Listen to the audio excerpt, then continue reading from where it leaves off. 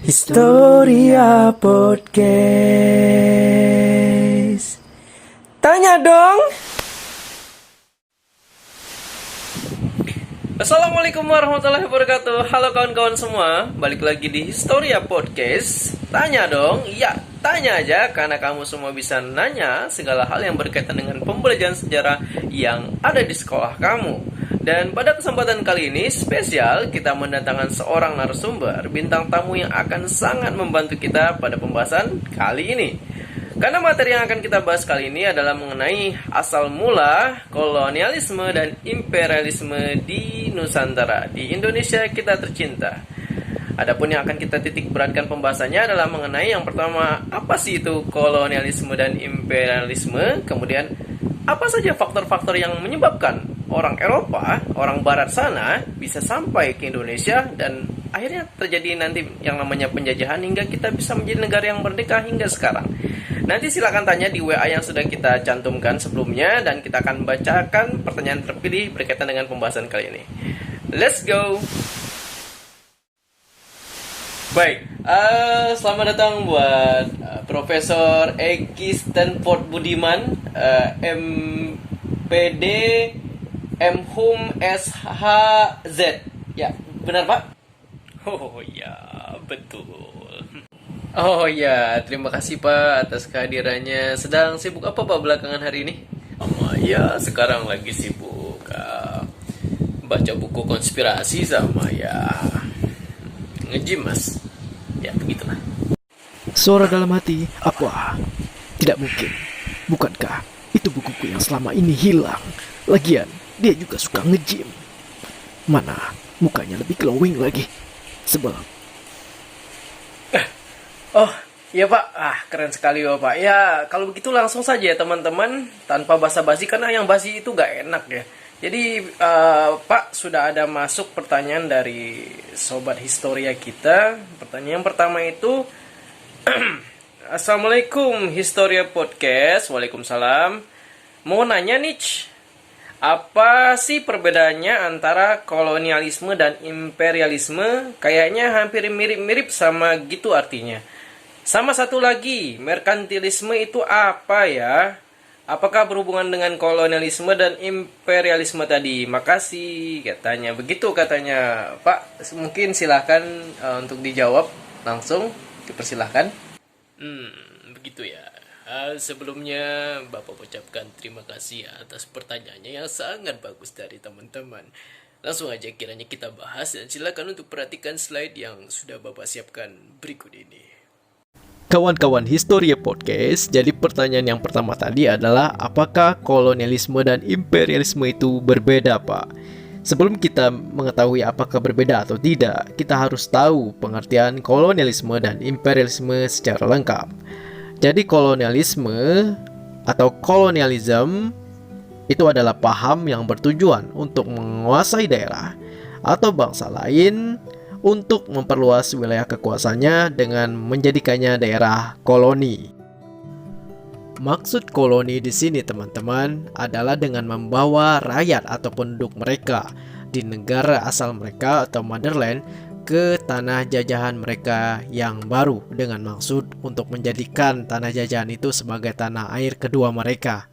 Tujuannya sama, untuk menguruk sebanyak-banyaknya kekayaan sumber daya alam maupun sumber daya manusianya. Kolonialisme ini umumnya dilakukan oleh negara-negara yang memiliki kekuatan militer yang kuat teman-teman. Contohnya seperti Portugis, Spanyol yang merupakan dua negara pelopor kolonialisme di dunia. Kemudian disusul Belanda dan Inggris. Negara-negara tersebut berhasil menguasai negara-negara lainnya di dunia, termasuk Indonesia. Kita masuk ke imperialisme. Imperialisme atau imperialism berasal dari kata imperator dalam bahasa Yunani yang artinya memerintah. Nah, imperialisme itu sendiri merupakan suatu paham atau sistem politik yang ada di dunia yang bertujuan untuk menjajah negara lain guna mendapatkan kekuasaan dan keuntungan sebanyak-banyaknya. Imperialisme ini sudah ada sejak abad ke-19 loh, Pada awalnya dicetuskan oleh Benjamin Disraeli yang merupakan Perdana Menteri Inggris pada saat itu. Nah, harus teman-teman ketahui juga, imperialisme ini terbagi menjadi dua. Yang pertama, imperialisme berdasarkan waktunya. Berdasarkan waktu, imperialisme terbagi menjadi imperialisme kuno dan imperialisme modern. Imperialisme kuno ini terjadi sebelum revolusi industri pada abad ke-19. Semboyannya adalah 3G, bukan sinyal handphone ya, tetapi 3G, yakni Gold, Glory, Gospel. Gold itu untuk mendapatkan logam mulia sebanyak-banyaknya, termasuk untuk mencari rempah-rempah yang sangat berharga pada waktu itu. Kemudian Glory untuk mencari kejayaan bangsa. Dan yang ketiga, Gospel untuk menyebarkan agama Nasrani. Sedangkan imperialisme modern itu terjadi sesudah revolusi industri. Motivasinya yakni satu, karena industrialisasi yang bertujuan untuk mendapatkan daerah penghasil bahan baku. Kemudian yang kedua, mencari daerah pemasaran. Yang ketiga, tempat investasi. Dan yang keempat, kelebihan penduduk Eropa, di mana mereka ingin memindahkan penduduk mereka yang sudah berlebih ke daerah tanah jajahan yang baru. Imperialisme berdasarkan tujuan penguasanya itu terbagi lagi menjadi imperialisme politik, imperialisme ekonomi, kebudayaan, dan militer. Imperialisme politik tentu saja untuk menguasai seluruh kehidupan politik suatu negara. Imperialisme ekonomi untuk menguasai sektor perekonomian negara lain. Imperialisme kebudayaan untuk menguasai nilai-nilai kebudayaan suatu negara. Dan yang keempat, imperialisme militer untuk menguasai negara lain karena dianggap memiliki wilayah strategis yang bisa memperkuat pertahanan. Dan sadarkah teman-teman kalau sampai sekarang imperialisme berdasarkan tujuan ini masih terjadi, yang disebut juga dengan neo-imperialism. Penjajahan gaya baru ini dilakukan tidak secara terang-terangan teman-teman, terutama imperialisme di bidang ekonomi dan kebudayaan. Loh, buktinya apa Pak? Buktinya di bidang ekonomi saja teman-teman. Indonesia sebenarnya memiliki sumber daya manusia dan alam yang cukup mumpuni untuk membuat suatu produk yang unggul. Tapi hingga sekarang kita banyak dibombardir oleh produk-produk asing. Misalnya saja, bicara motor, kita akan berbicara soal motor atau mobil dari Jepang. Sebut saja Honda, sebut saja Yamaha, Suzuki, dan lain-lain. Ataupun seperti gawai atau produk-produk elektronik lainnya. Kita akan terbiasa mendengar negara Korea, Jepang, bahkan Amerika. Di bidang kebudayaan, semisal kita memiliki kebudayaan yang sangat kaya di Indonesia ini, dan kita memiliki budaya adat sopan santun ketimuran. Tetapi perlahan-lahan generasi muda kita semakin terkikis moralnya karena kebudayaan-kebudayaan barat yang tidak sesuai dengan budaya kita. Nah teman-teman, agar disaring ya dan dijaga kepribadian bangsa kita yang sopan, santun, dan ramah, agar kita bisa memilah-milah yang mana yang baik dan yang mana yang buruk atas pengaruh yang masuk ke negara kita. Setuju ya? Dari pembahasan yang sudah kita bahas sebelumnya teman-teman, kita akhirnya dapat perbedaan di antara kedua konsep ini. Kolonialisme itu bertujuan untuk menguasai dan menguras habis semua sumber daya yang ada dan kemudian dibawa ke negara asalnya atau motherland mereka. Jadi, sumber daya alam dan sumber daya manusia yang didapat di negara koloni atau negara jajahan mereka yang baru itu masih tetap disetorkan atau dibawa ke negara asal mereka. Jadi mereka masih berhubungan dengan motherland mereka. Kalau imperialisme itu murni bertujuan untuk menanamkan pengaruh pada semua bidang kehidupan yang bersangkutan. Jadi imperialisme itu adalah penjajahan yang cakupannya lebih luas dan memang bertujuan untuk menguras habis dan menjadikan negara jajahan mereka tersebut menjadi bagian dari kekuasaan mereka.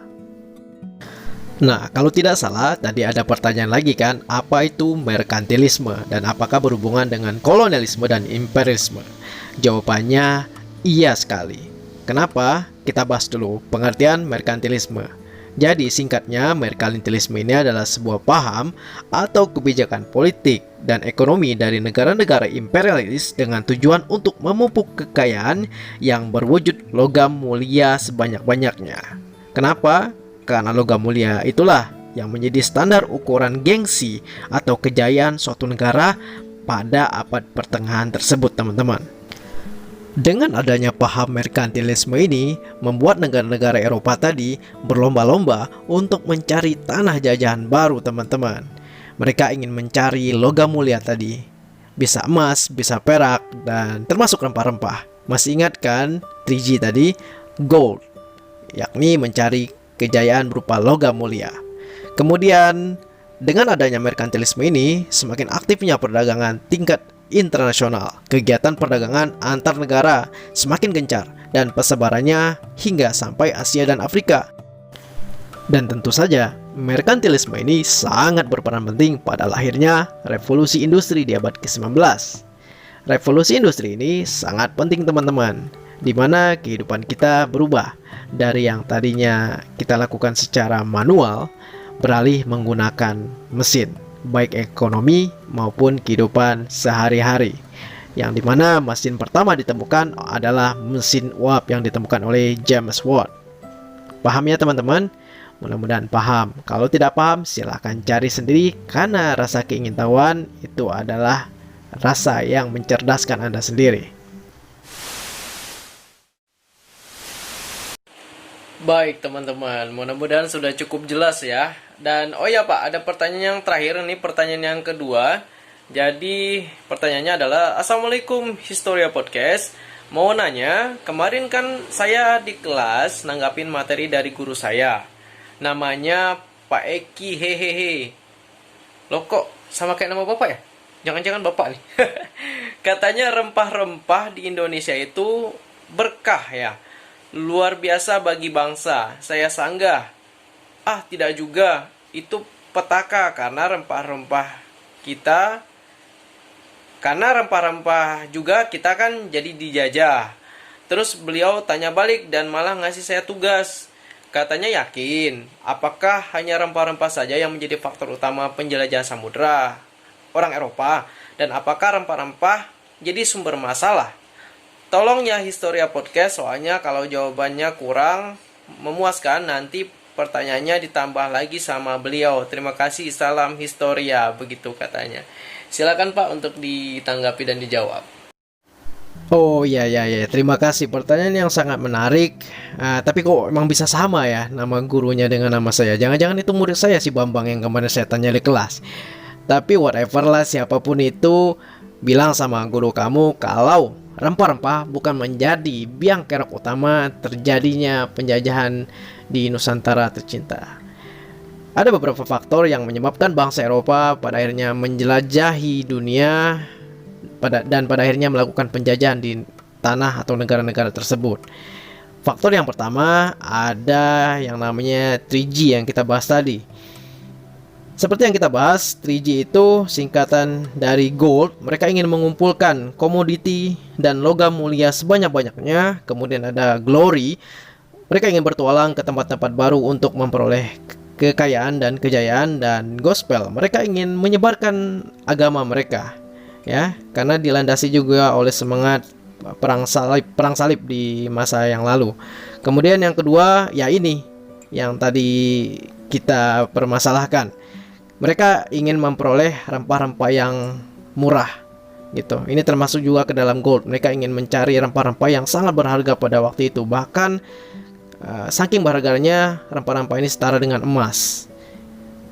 Rempah-rempah ini sangat bermanfaat, bukan hanya sebagai bumbu masakan yang tidak ditemukan di tanah Eropa. Rempah-rempah juga berguna untuk menghangatkan tubuh, sebagai aromaterapi, dan juga sebagai obat-obatan. Bisa teman-teman lihat di sana ada gambar pala, ada cengkeh, ada kayu manis, ya, ada apalagi tuh kapulaga dan lain-lain.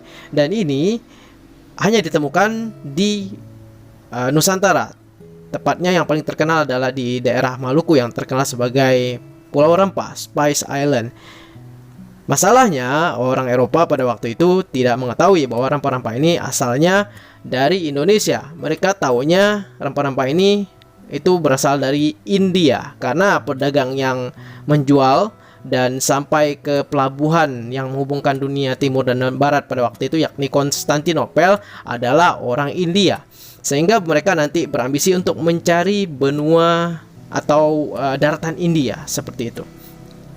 Nah, ini faktor yang ketiga, adanya semangat reconquesta, pembalasan. Karena jatuhnya kota Konstantinopel yang ditaklukkan oleh seorang jenderal muda yang hebat, ya, yakni Muhammad Al-Fatih pada 29 Mei 1453. Dan masalahnya, Konstantinopel ini adalah pelabuhan strategis dan penting yang menjadi penghubung dunia Eropa dan dunia timur yang seperti saya katakan tadi. Dengan ditutup atau diblokirnya pelabuhan ini oleh Turki Utsmani menyebabkan orang Eropa tidak bisa lagi berdagang, dan yang paling penting tidak bisa lagi mendapatkan rempah-rempah. Kalaupun ada, mereka harus membeli dengan harga mahal. Jalan satu-satunya adalah mereka harus mencari cara lain, jalur lain, yakni jalur laut, untuk langsung ke sumber rempah-rempah itu sendiri dan mendapatkan harga yang lebih murah. Yang kelima, karena ada hasrat bertualang dan hasrat bertualang dalam bukunya Marco Polo, yakni Book of Various Experience. Marco Polo ini terlebih dahulu mengaku dalam bukunya sudah menjelajahi dunia dan menyatakan bahwa bumi itu bulat dan dunia ini banyak hal-hal yang indah dan mengejutkan.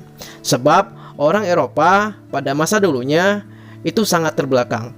Mereka tidak mengetahui bahwa bumi ini begitu luas. Mereka hanya mengetahui bahwa dunia itu hanya Eropa.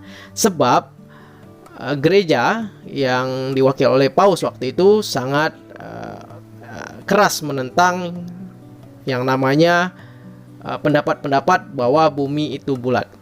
Gereja mengatakan bahwa bumi ini adalah datar. Jadi ketika Anda melakukan perjalanan laut terlalu jauh, Anda akan sampai ke tepi jurang dan di jurangnya itu banyak terdapat monster-monster yang siap memakan Anda. Jadi dunia pada masa pertengahan di dunia Eropa pada waktu itu berbentuk seperti meja. Ya, jadi kalau seandainya ada kalian temukan di media-media sosial penganut bumi datar, ya mungkin mereka ini masih mempercayai dogma-dogma gereja yang ada pada masa pertengahan ini, ya. Kemudian yang keenam, mereka ingin membuktikan bahwa kebenaran teori Galileo Galilei dan Kopernikus bahwa bumi itu bulat, bukan datar.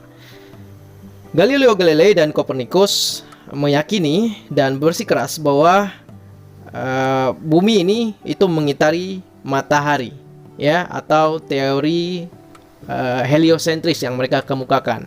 Sedangkan gereja, ya, seperti yang saya jelaskan tadi, itu menekankan bahwa bumi itu datar dan bumi sebagai pusat alam semesta atau teori geosentris. Karena keras menentang, akhirnya Galileo Galilei itu dijatuhi hukuman mati dengan meminum racun. Ya, meskipun sampai sekarang akhirnya teori Galileo Galilei inilah yang dinyatakan benar. Kemudian faktor yang ketujuh, ada penemuan kompas dan berkembangnya teknologi perkapalan serta senjata. Ini juga penting karena dengan adanya kompas memudahkan para pelaut-pelaut Eropa untuk menjelajahi dunia dan tidak tersesat. Mereka pun pada zaman dulu itu menggunakan yang namanya petunjuk dari rasi-rasi bintang untuk mengetahui arah. Kemudian dengan adanya perkembangan teknologi kapal dengan tonase kapal dan teknologi layar yang semakin maju, serta dilengkapi senjata-senjata yang mumpuni, membuat para pelaut-pelaut Eropa ini memungkinkan untuk menjelajahi dunia pada kala itu. Dan kemudian adanya semangat Renaissance dan ingin melihat dunia, the new world. Seperti yang saya jelaskan tadi, bahwa orang Eropa ini tidak mengetahui, ya, karena dogma gereja yang begitu kuat pada waktu itu, bahwa dunia itu sangat luas, sehingga mereka ingin mencari dunia baru yang dimana mereka bisa mendapatkan sumber daya alam termasuk rempah-rempah yang mereka cari sebelumnya. Seperti itu. Terima kasih. Baik, terima kasih Pak atas penjelasannya luar biasa dan semoga pertanyaan teman-teman bisa terjawab semua ya. Dan pada sesi terakhir ini kita akan mengambil kesimpulan dari pembahasan kita kali ini mengenai asal mula imperialisme dan kolonialisme di Nusantara kita, bahwa negara kita ini sebenarnya memiliki kekayaan yang sangat luar biasa. Bukan hanya sumber daya alam, manusia, agama, budaya, banyak sekali yang bagaikan mutiara yang mengundang bangsa-bangsa Eropa untuk berani berlayar dan akhirnya datang ke Nusantara. Dan kita sebagai bangsa Indonesia harus menjaganya, menjaga negara yang merdeka ini dari penjajahan agar tidak terulang kembali. Dan kita juga bisa mengambil sifat positif dari bangsa-bangsa Eropa itu sendiri, bahwa di saat mereka terpuruk, ya, bangsa Eropa terpuruk, bangsa Islam pada masa pertengahan mengalami jaya-jayanya, mereka bisa berani untuk belajar, berani keluar dari keterpurukannya, dan mempunyai semangat untuk membalikan keadaan sehingga mereka menjadi, ya kita tahu, mereka menjadi bangsa yang maju di masa sekarang. Tapi kita juga tidak bisa dan tidak boleh mengambil sifat-sifat buruknya, yakni sifat serakah dari mereka. Ketika mereka sudah mencapai tujuannya, yang tadinya niat hanya untuk berdagang, mencari rempah-rempah, mereka merasa tidak puas dan tidak cukup, pada akhirnya menindas dan menjajah negara lain. Kita harus menghindari sifat tersebut ya. Kita boleh untuk berprestasi, mengejar suatu tujuan, tapi kita jangan sampai merugikan atau malah mencelakakan orang lain. Terima kasih Pak atas kunjungannya. Dan kurang lengkap kayaknya kalau nggak ada challenge buat kalian-kalian semua. Ada soal evaluasi di kolom deskripsi di bawah ini. Silahkan kerjakan dari apa yang ilmu yang kalian dapat pada pembahasan kali ini. Sampai jumpa di Historia Podcast selanjutnya. Akhir kata, wassalamualaikum warahmatullahi wabarakatuh. Salam Historia. Historia Podcast. Tanya dong.